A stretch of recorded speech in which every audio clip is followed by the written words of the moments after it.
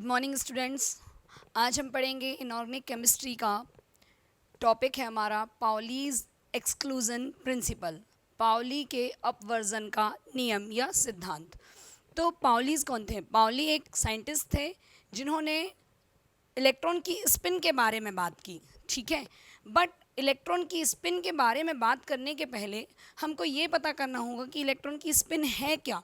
तो यहाँ पे इन्होंने क्वांटम नंबर्स से बताया कि क्वांटम नंबर्स जो होते हैं वो इलेक्ट्रॉन्स के रोटेशन के बारे में बताते हैं, इलेक्ट्रॉन्स की प्रोबेबिलिटी के बारे में बताते हैं और इलेक्ट्रॉन की कहाँ कैसे हम उसको पा सकते हैं या उसका किसके अंदर रोटेशन हो रहा है, ये सब चीज़ें हम देखेंगे। तो पाउलीज एक्सक्लूजन प्रिंसिपल के लिए हमको पहले क्वांटम नंबर्स जानना ज़रूरी है। वैसे तो आप सभी 11th-12th में क्वांटम नंबर्स समझ चुके हो, फिर भी मैंने थोड़ा सा यहाँ पे आपको बताया है कि क्वांटम नंबर्स हैं क्या। तो क्वांटम नंबर्स हमारी 4 होती हैं। तो ये जो 4 क्वांटम नंबर्स हैं उनमें n, l, m, s, ये जो 3 हैं, ये 3 तो आवा और हुंस रूल में फिट बैठती हैं, बट जो एस है वो पाउली एक्सक्लूजन में फिट नहीं बैठती है, इसीलिए पाउली एक्सक्लूजन का प्रिंसिपल आया। तो एन, एल, एम और एस ये जो हैं ये लोकेशन ऑफ इलेक्ट्रॉन या फिर इलेक्ट्रॉन प्रोबेबिलिटी बताती हैं, मतलब हाईएस्ट इलेक्ट्रॉन कहाँ मिलेंगे वो चीज़ बताने के लिए क्वांटम नंबर्स आए। अब क्वांटम नंबर्स में सबसे पहले नंबर पे जो क्वांटम नंबर है वो है principal quantum number. Principal quantum number को हम एन से डिनोट करते हैं और ये क्या है, ये जो है ये साइज ऑफ ऑर्बिटल्स बताता है, ठीक है, मतलब कि कक्षक की कितनी साइज है। तो n जो है वो कभी भी ज़ीरो के इक्वल नहीं होगा, it means n does not equal to zero. n की वैल्यू हमेशा 1, 2, 3, 4, 5 एंड सो ऑन इन्फिनिट होगी, ठीक है। और जो n का 1 है वो किसको डिनोट करेगा? k शब्द सेल को या k शेल को या ऑर्बिट को, 2l को, 3 कैपिटल m को, 4 कैपिटल n को। यहाँ पे मैंने ये वाला जो प्रिंसिपल क्वांटम नंबर को छोटे n से डिनोट करते हैं और इसकी जो वैल्यू आती है वो आती है 1, 2, 3, 4, 5 जो कि साइज ऑफ ऑर्बिटल्स बताती हैं।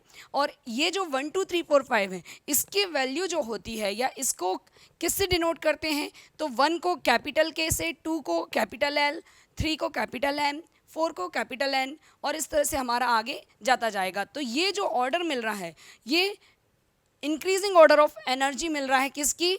ऑर्बिटल्स की, और increasing order of size of orbitals मिल रहा है। तो हमने प्रिंसिपल क्वांटम नंबर में क्या देखा? Size of orbitals. फिर इसके बाद आएगा सेकेंड वन इज एजीमुथल और एंगुलर मोमेंटम क्वांटम नंबर।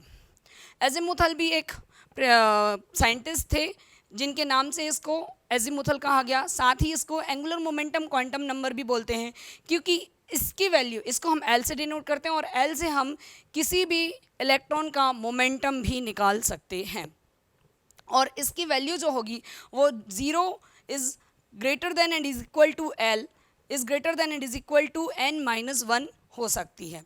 फिर ये जो एजीमुथल या एंगुलर क्वांटम नंबर है वो क्या बताता है? शेप ऑफ ऑर्बिटल्स या शेप ऑफ सबसेल। तो इसमें L की वैल्यू मैंने आपको प्रीवियस आबव प्रिंसिपल जब पढ़ाया था तब बताया था कि L की वैल्यू 0, 1, 2, 3, 4 होती है और इसके लिए जो ऑर्बिटल्स के शेप होते हैं या ऑर्बिटल्स का नाम होता है वो कैसे होता है? S orbit, P orbit, S0 के लिए, P के लिए 1 और D के लिए 2, F के लिए 3, Z के लिए 4। इस तरह से हम देखते हैं कि SPDF में 1, 2, 3, 4 का कॉम्बिनेशन होता है। तो जो S ऑर्बिटल है वो हमारी कैसे शेप में होती है? स्फेरिकल, मतलब कि गोलाकार। और जो P ऑर्बिटल है वो किस शेप में होती है? डम्बेल, जो कि डमरू या फिर जो डम्बल होते हैं उस शेप की होती है। और D orbital double dumbbell shape की होती है। और जो F ऑर्बिटल है वो कॉम्प्लिकेटेड होती है, उसमें 8 फोल्डेड स्ट्रक्चर पाए जाते हैं। इट्स लाइक फ्लावर, फूल की तरह दिखती है तो इसे फूलाकार भी बोलते हैं। और जो G ऑर्बिटल है उसका शेप हमको जानने की ज़रूरत नहीं है क्योंकि हमें इधर तक ही आगे पढ़ना है, इसके आगे इतना डीपली नहीं जाना है। फिर आती है थर्ड नंबर पर magnetic quantum number. Magnetic quantum number को हम m से डिनोट करते हैं और m की वैल्यू +L से -L तक जाती है। तो L की जो वैल्यू होगी वही M के लिए आएगी, बट वो किस में आएगी, प्लस L से माइनस L तक आएगी। फिर मैग्नेटिक क्वांटम नंबर किसके बारे में बताता है, magnetic quantum number number of orbitals के बारे में बताता है। नंबर ऑफ ऑर्बिटल्स में हमने L की वैल्यू देखी 0 1 2 3 होती है, तो इसके लिए 0 के लिए S, P के लिए 1 के लिए P, 2 के लिए D और 3 के लिए F। अब यहाँ पे M की वैल्यू हम देख रहे हैं कि प्लस L से माइनस L होती है, तो S के लिए 0 है और P के लिए 1 है। अब P के लिए जब 1 है तो इसकी वैल्यू भी प्लस L से माइनस L जाएगी, तो प्लस 1 0 और माइनस 1 हो जाएगी। इस तरह से हम देख रहे हैं कि ये यहाँ पे 3 वैल्यू आ रही हैं, तो यहाँ पे 3 ऑर्बिटल्स भी हो रही हैं या 3 सबसेल भी हो रही हैं। फिर यहाँ पे 2, D के लिए क्या है, वैल्यू 2 है, तो यहाँ पे plus 2 plus 1 0 minus 2 minus 1 minus 2। फिर 3F की वैल्यू आप देखें तो plus 3 plus 2 plus 1 0 minus 1 minus 2 minus 3। इसी तरह से हम देखेंगे कि S के लिए एक ऑर्बिट मिला, P के लिए 3 मिले, PX PY PZ। D के लिए 5 मिले D के, और F के लिए 7 मिले। तो इस तरह से हम देखते हैं कि S में 1, P में 3, D में 5 और F में मैक्सिमम 7, और इनकी यदि पेयरिंग कर दो तो 14। तो हम सब सेल देखेंगे कि इसमें 7 हैं, इसमें 5 हैं, इसमें 3 और इसमें 1। तो इस तरह से मैग्नेटिक क्वांटम नंबर किसके बारे में बताता है, नंबर ऑफ ऑर्बिटल्स, कि S के पास कितने हैं, P के पास कितने हैं, D के पास कितने और F के पास कितने। अब देखेंगे spin quantum number. Spin quantum number को हम S से शो करते हैं। अब ये जो स्पिन क्वांटम नंबर आया है, यहाँ ही हमको पाउली एक्सक्लूजन रूल का ज़रूरत पड़ी है। तो स्पिन क्वांटम नंबर हम जब तक नहीं जानेंगे तब तक हम पाउली एक्सक्लूजन भी नहीं समझ सकते हैं। तो स्पिन क्वांटम नंबर जो है वो किसके बारे में बताता है, electrons rotate about its own axis. It means electrons जो होते हैं वो अपने खुद की एक्सिस पर रोटेट होते हैं। मतलब कि जैसे कि इलेक्ट्रॉन है, इलेक्ट्रॉन यदि किसी कक्षा में चक्कर लगा रहे हैं तो वो खुद की रोटेशन भी, खुद की अक्ष पर भी चक्कर लगाएंगे। तो इसके जो चक्कर हैं या स्पिन हैं वो 2 टाइप से पॉसिबल हैं, या तो क्लॉकवाइज या एंटी क्लॉकवाइज, प्लस हाफ और माइनस हाफ। तो एस की 2 वैल्यूज़ हो गई, प्लस हाफ और माइनस हाफ।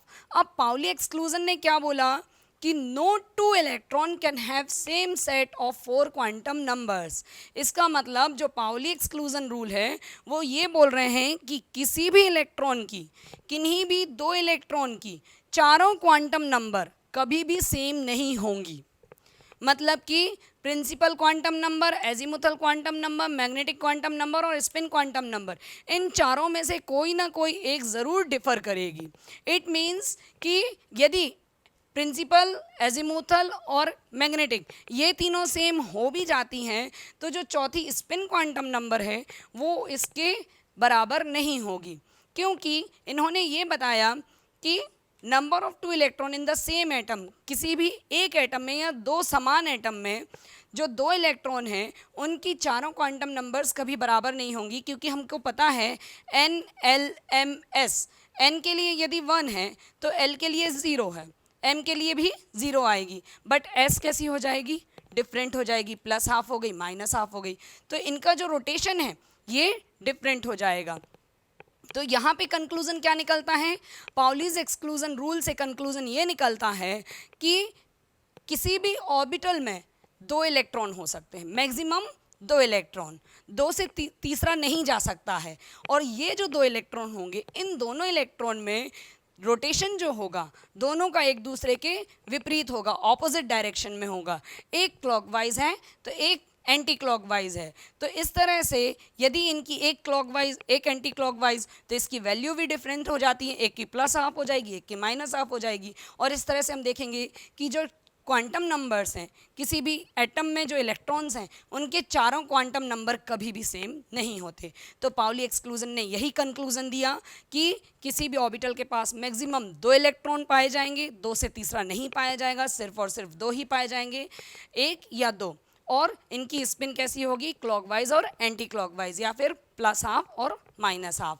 तो इस तरह से हमने आज देखा कि पाउली एक्सक्लूजन प्रिंसिपल में क्वांटम नंबर्स क्या हैं और पाउली एक्सक्लूजन प्रिंसिपल ने क्वांटम नंबर में क्या डिफरेंट बताया चारों क्वांटम नंबर्स में। उनने ये बताया कि चारों क्वांटम नंबर कभी भी सेम नहीं हो सकती हैं, उसका एक ना एक कोई क्वांटम नंबर ज़रूर डिफरेंट होगी, जिसमें से कि स्पिन क्वांटम नंबर हमेशा डिफ़र करेगी।